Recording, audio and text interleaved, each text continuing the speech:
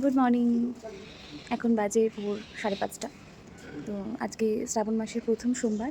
তো আমি উপোস করেছি, তাই এখন জল ঢালতে যাচ্ছি। আমাদের কাছাকাছি একটা শিব মন্দির রয়েছে, মুক্তকেশী মায়ের মন্দির। আমি আগেও বলেছি, তো পাশেই শিব মন্দির রয়েছে, ওখানে আমি আর মা জল ঢালতে যাচ্ছি। মা প্রতিদিনই সকালবেলা যায়, ভোরবেলা উঠে। তো আজকে ভাবলাম আমিও যাই। আজকে শ্রাবণ মাসের প্রথম সোমবার, তো আজকে অনেকেই কিন্তু ব্রত করবে। তো ভাবলাম আমিও করব। আগে সব বছরেও করেছিলাম, তো তাই এই সপ্তাহে মায়ের বাড়িতে থেকে গেছিলাম। ইচ্ছা আছে 4টে সোমবারই করার, যদি না পারি তো 2টো সোমবার করবো, ইচ্ছা আছে। তো মুক্তকেশী তলায় চলে এসেছি, আর এখানে এসে পাশেই যে শিব মন্দির আছে সেখানে জল ঢাললাম।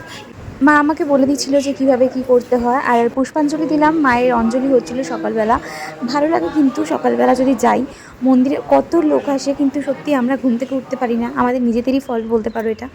যারা দেরি করে ওঠে তারা জানে যে ঘুমানোর কি স্বাদ, কিন্তু সকালে উঠেও কিন্তু বেশ ভালো লাগে, খারাপ লাগে না। তো তারপরে এসে বাড়ির যে মায়ের শিব ঠাকুর আছে সেখানে জল ঢাললাম। মা বলে দিচ্ছিল যে কীভাবে করতে হবে।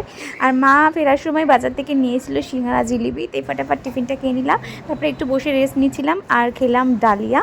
আর এই যে ছোলাটা দেখছো, এটা মা ভেজে দিচ্ছিল, কারণ আমি নিয়ে যাব এটা টিফিনে। মেয়েদের একটা খুব ফেভারিট জায়গাতে আজকে যাচ্ছি। কোথায় যাচ্ছি সেটা পরের ব্লগে বলবো, তাই আমি 11:30 নাগাদ বেরিয়ে গেছিলাম একটু তাড়াতাড়ি।